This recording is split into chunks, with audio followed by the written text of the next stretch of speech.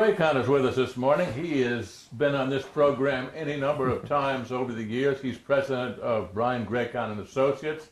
That's a professional training and marketing organization. And Brian, always great to talk with you. Pleasure to be with you again, Dave. Now, as you have for the last several years, you are leading a seminar at Tice, and I wanted to talk about that this morning. It's called Getting from Trends to Transactions, which I guess is really the nut of what every retailer is trying to do. Tell us. Unless they spend the money, nothing happens. But customers not only have money, they have questions. They want to know who you are, your business. They want to know why they should check you out. And then they want to know why they should buy from you. Well, the answers to those three questions are in the topics branding, that answers who are you, marketing, why should I check you out, and selling, why should I buy from you. So what I'm going to do in this workshop is look at each of those three topics, branding, marketing, and selling. Look at trends. What strategies are people using these days that make them successful in each of those areas, and then talk about how we can apply those strategies to serve the business interests of the people in the audience, whether they be flooring, tile, or stone. Best practices and what you can do, and that's why we titled it Getting from Trends to Transactions. Before I go being introduced to your brand. Yeah, and in the marketing arena, for example, we'll look at some of the most popular ads from the last 10 years, as judged by a variety of people. We'll also look at lists of the most popular ads from 2018. And we'll compare those, but then we'll also take a step back and say, so what are the basic strategies people are using that made those ads so popular? An example, if I said dilly dilly right now, you think Bud Light, because those dilly dilly commercials are all over the television. Why is that so successful? Because you can't hear dilly dilly without thinking of Bud Light. But what's the marketing strategy behind that approach? And we'll look at other very popular ads and very successful ads and marketing examples, and then talk about the essence, the strategies behind them, and now how can we apply those strategies for the people in the audience. That's one example of the trends we'll be looking at.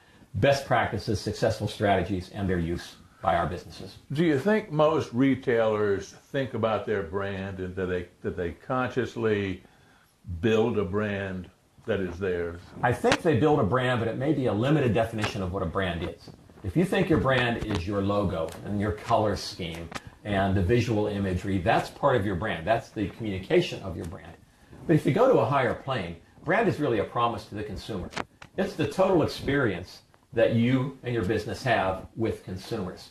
And it has to be something that delivers on what they're looking for it to be a brand that's of interest to them. Now take that definition of brand and think about what makes a brand successful. It's got to be trustworthy. It's got to be distinctive so it stands out from the crowd. And we'll look at examples of successful brands. We'll also look at some top 10 lists. These are the most popular brands in terms of service. These are the most popular brands in terms of trust. And we'll look at the characteristics of those companies, and again, how can I apply those characteristics to my business? Is that my business? Yes. Am I communicating that successfully? Now we're into the marketing topic, right? So you see how these three topics, branding, marketing, and selling, will be woven together in the workshop. It would be my guess. So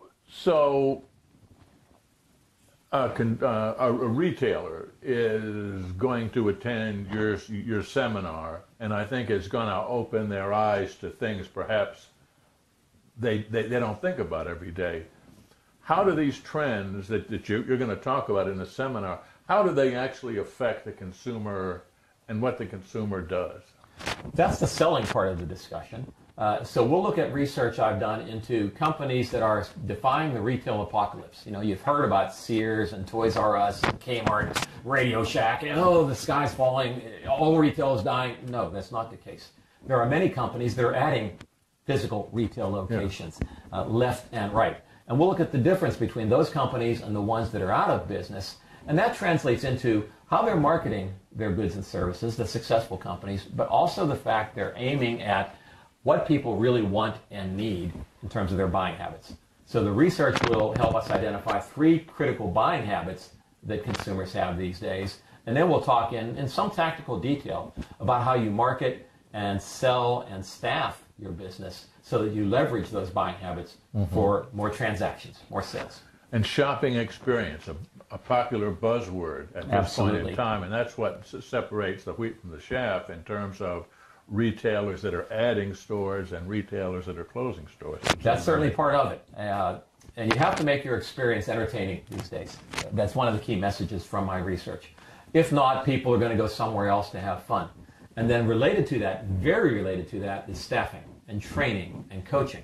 Because who presents that shopping experience to your customers? It's your staff. And so you have to make sure those work together, and your staffing strategies, training, coaching, and so forth, also leverage those three critical variables, the consumer buying habits. And that's really critical. Of these strategies. Okay. Just give us a little glimpse at the in-store experience. I mean, that's something everybody's talking about, and I guess that's what consumers really want, is something different, something exciting, something entertaining, I guess. Yeah, in my experience and my research, people want something that's either entertaining or fun, or something that's simple and transparent. Don't try to fool me. First of all, that's risky because they've probably done their homework on the internet, and you can't fool people anymore. But they have the choice. Let's go to a movie, let's go to store A, let's go to store B, let's go to product C. Now, what am I going to do with my time today? If you can make your experience enjoyable, make it fun, or less stressful than somebody else's experience, then you're going to be a step ahead in terms of getting their business. They'll at least want to come and talk to you and explore you as a solution to their problem. I don't get